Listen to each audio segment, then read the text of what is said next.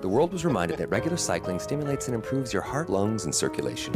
And just like that, they died. Peloton turned working out into a religion. Get ready to slay. It is all about heart and hustle. What's up, Peloton family? Bike boot camp is here. It was the perfect recipe to motivate us when we needed it most. And let's just face it, everyone wanted to be a part of Peloton. And then nobody did.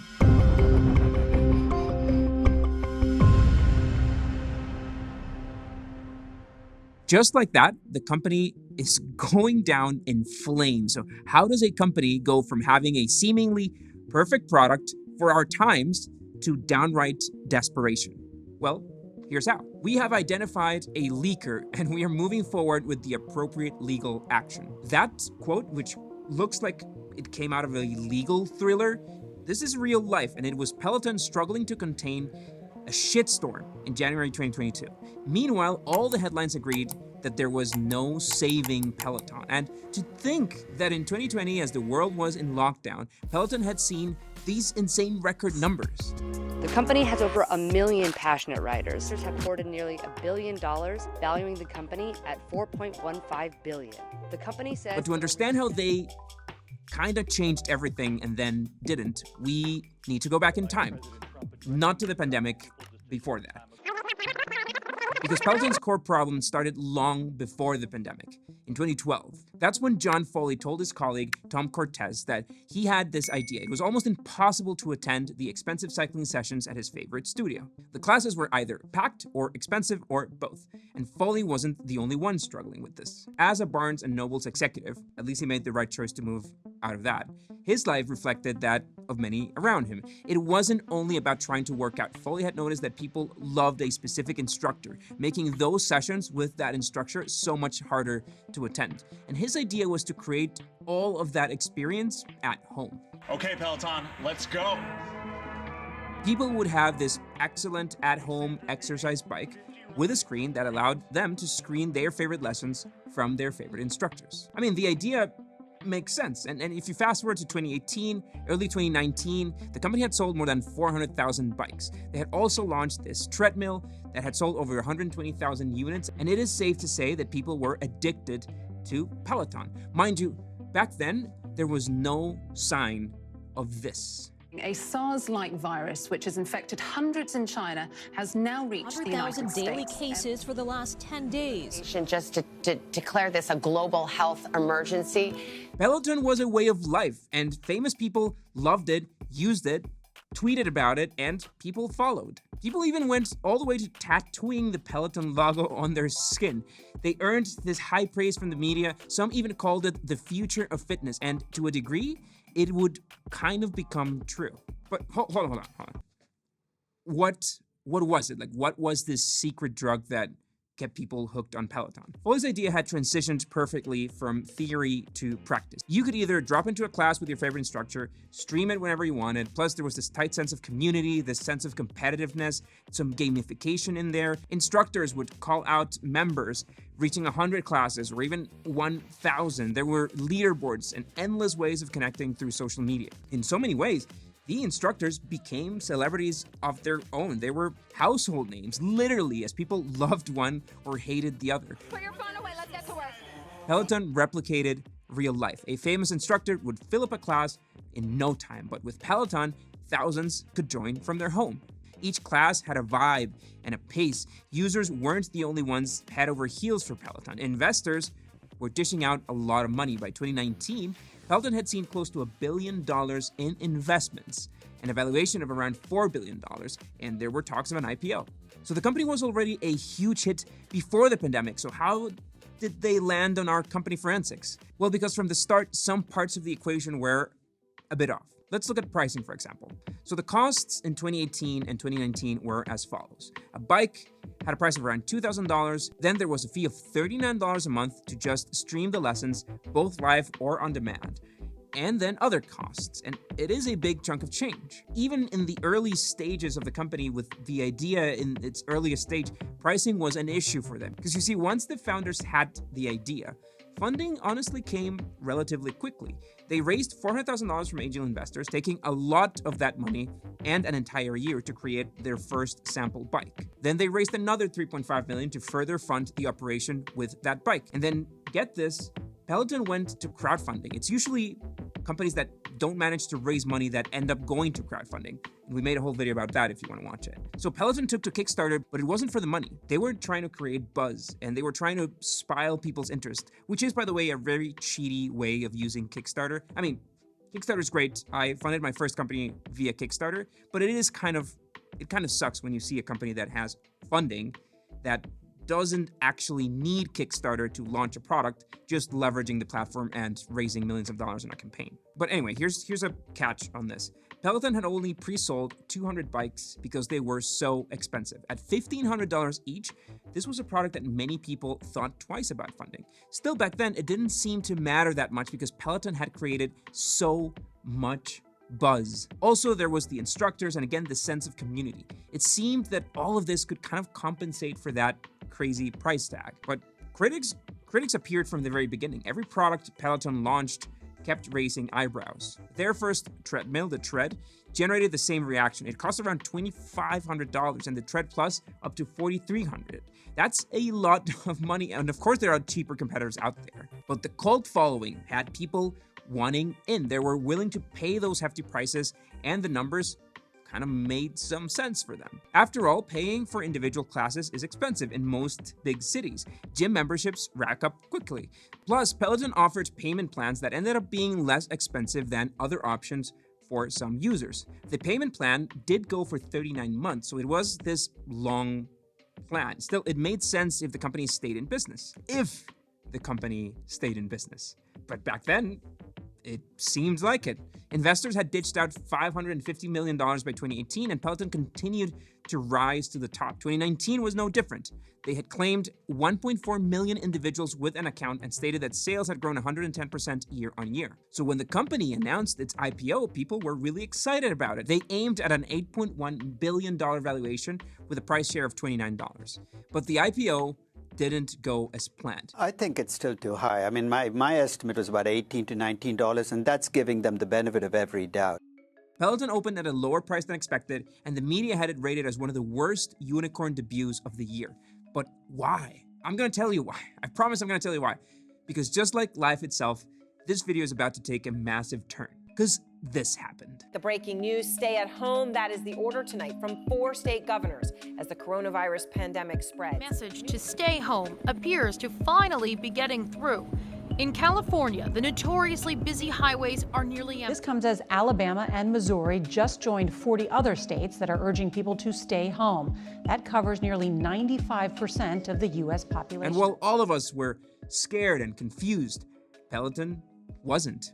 It suddenly had the perfect recipe for those crazy times. Sales saw triple-digit growth, reaching 128% in Q3.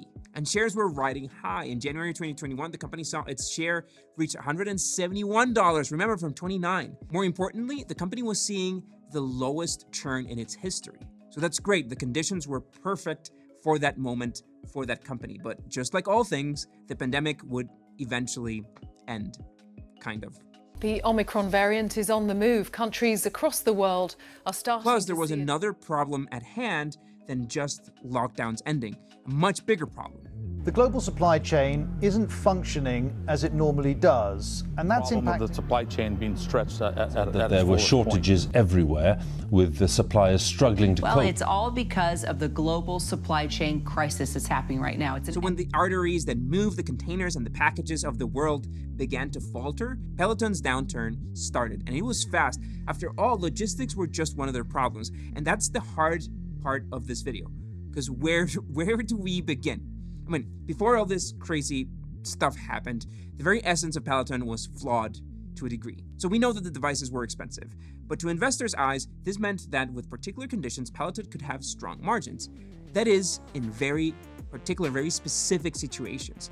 If X amount of customers order X amount of products, then Peloton would deliver with great profit. The more customers who order the bikes or the treadmills with a payment plan, the better. That's a steady cash stream for whole 39 months. But if those conditions changed, things could fall apart. And during the pandemic, things changed a lot. Sure, everybody wanted a Peloton bike, but getting one was a whole different story. There were so many orders that Peloton could just not keep up. Manufacturing the machines was a challenge, and getting them to customers was even worse. Clients were paying a premium for a device they got months later, and the worst part of it all was that Peloton was unable to really know when the product would finally get to their customers. Foley himself said in a letter that it could be from 5 to 6 times the average delivery time. Peloton made huge efforts to try and solve this problem. In December 2020, they announced that they would buy manufacturer Precor for $420 million to try and keep up with demand. Investors saw a sigh of relief and a short one because the demand persisted. In 2021, Peloton played catch up with demand once again. At the same time, the world started opening its doors. And let's face it, nobody wanted to stay home anymore. So that's one problem. And then there's this other issue that has nothing to do with the supply chain. Let's assume that you didn't have any issues with the delivery, that you get your bike or your treadmill when you want it, where you want it, and that you're happy. How many bikes or treadmills will you buy in your lifetime? Probably just that one. And Peloton knew this. They knew this even before the pandemic. The product was costly, so they had tried to find ways to create cheaper products. For example, the company launched a fitness app that didn't require the bike or the treadmill for around $20. It included yoga and walking and strength training and all of that stuff that I don't do. That's great, but talk about a saturated market. Plus, the hype was about the bikes. It was the bikes, the cycling, the lessons, and the music. It wasn't walking or yoga. Not that there's anything wrong with that, but it just wasn't the essence of Peloton. So the cracks were showing. This raised a much bigger question. Was the excess of demand in 2020 a sign of how popular Peloton was? Or was it just this pandemic fast-tracked demand? Because people who bought the bikes during the pandemic would have bought them in 2021 or 2022, but that didn't mean that others also wanted to buy them. So here come some numbers. Revenue had increased, sales had boomed, but so had costs. Due to marketing costs, that wonderful 2019 saw the net loss go from $49 million to $245 million. These costs would even increase in 2020, but not due to marketing, rather due to the immense effort to deliver these devices on time. And in 2021, they increased by dealing with the chaos of production. So speaking of costs, now it's time to talk about our sponsor for today, which is our very own Recurring. Recurring is our one-stop shop to track and optimize your recurring SaaS spend. When we built this tool because we actually found the need for it ourselves. We pay $30,000, $40,000 a month on different SaaS subscriptions for stuff that our team actually uses to make videos or to build our SaaS product and whatnot. But we found ourselves paying for tools that we were no longer using. And I would find out about this 2 or 3 months later when I was looking at the books. So there had to be a more efficient way to do it. And we went out there, we tried to find one, and we literally couldn't. So we just built one, and we figured that you guys might find it useful. Recurring also connects to your QuickBooks and to your bank account. It lets you know if a tool increased or decreased in pricing. It can cancel tools for you so that you don't have to go and do it yourself. Signing up for Recurring is free. You can just go to recurring.co. End of the sponsor plug. Okay, so back to Peloton. To top all of this mess up, there were legal issues. Peloton faced a $300 million lawsuit from the National Music Publishers Association for incorrect use of their music. We discovered on our own research about 1,144 songs that weren't licensed from these 14 plaintiffs. During the court process, Peloton was forced to turn over a more complete list of the music they've been using, and we discovered another 1,324 songs. And as a result, the company had to remove those songs, many of their popular songs, and in turn, users, of course, complained that they were missing. Word is that they eventually settled, but nobody knows for how much. Evidently, it was a few $1 million. That wasn't the end of Peloton's reputation problems, though. First, there was this ad. Okay, you ready? Yes. Now. A Peloton? Thank you. This holiday, give the gift of Peloton. And then someone died, in fiction and in real life. In May 2021, Peloton had to rush to recall treadmills after one was involved in the death of a 7-year-old. Not only that, there were a total of 70 injuries. But that wasn't the biggest blunder. Instead, it's that Peloton had initially refused to recall the product. It was only after the Customer Protection Safety Commission pressured them. We have been asking for a recall with Peloton. Instead, it took weeks. Today, the CEO, John Foley, apologized. In the end, the company had to recall 125,000 treadmills. And then, of course, in the Sex and the City revival, Mr. Big has a heart attack. John! Oh, God. And dies right after getting down from a Peloton bike, which is, of course, not good press. Spoiler alert. Sorry. Everybody knows this by now. Anyways, Peloton's shares plummeted 11% after the episode. The company went all out to prove that it wasn't Peloton's fault, but rather Mr. Big's exuberant lifestyle. I mean, really, they had to get into this argument about a fictional character. That's how urgent this press was. But anyway, there's a funny bit. It turns out that Peloton knew that they were going to be featured in the episode, but they didn't know what degree of involvement the brand was going to have. So there you go. That's a lesson learned on PR. Well, but then billions happen, and then another character has a heart attack. He doesn't die, but I guess that's better for Peloton. Anyway, that's how we go back to the beginning of the video. There was a leaker, and Peloton had to stop information from going out. But what was the rush? Well, the thing was that earlier this year, word got out to the media that in all of this chaos, Pelton was going to stop production. The initial report said that internal documents revealed that the company was trying to control costs due to a slowdown in sales. And the reason for these actions were clear: shoppers' price sensitivity and amplified competitor activity. So they were too expensive and they didn't really stand out. That's it. Peloton's flaws had finally caught up with them. So CEO John Foley rushed to dispel the rumors and said that the information was incomplete. Instead, the company was sort of trying to control costs, but that wouldn't really pause production. Peloton was revising all possible solutions, which included production changes. So yeah, stopping production. I mean, they're not gonna make it anymore. But of course, no matter how much makeup Foley tries to put on this issue, the report has done its damage. That day, Peloton's shares went down 25%, and they've kept going down as we are recording this. In light of the reports, Foley did come out and say that layoffs could happen, aka there's no avoiding them. And then he also stated that churn on their platform and their subscriptions was increasing. It turned out that Peloton had finally caught up with demand, but then demand was no longer there. In fact, signs of trouble had been brewing long before this. In August 2021, the company lowered its prices by 20. And back then, it worked as a spike in sales. Sales increased 5-fold, but by November, they had dropped again. In desperation, they translated or tried to translate some of the cost to the consumer. So the company announced that they would start charging customers for setup and for delivery. And that is the essence of this dilemma. Now you have to pay $250 for the delivery and the setup of some of their products. Treadmills could command up to an additional $350. So an already super expensive product just got costlier, which drew people further away from it. When the company filed its report in January, the writing was on the wall. Sales were down, and with more expensive products, margins would go down too. By the end of January, the company's stock had dropped 80% year on year. And people weren't happy. I mean, some were. By the way, if you have a Peloton bike lying around New York City, you can give it to Porik from Slidebean's marketing team. Just leave a comment in the description. This is what the script says. I don't know how you got that in here. Never mind. Anyway, some investors even insisted that John Foley leave the company and suggested selling it. But at the making of this video, it hasn't happened. And if it does, it'll change little of the flaws that Peloton had. So Peloton's product was perfect for just one specific point in history.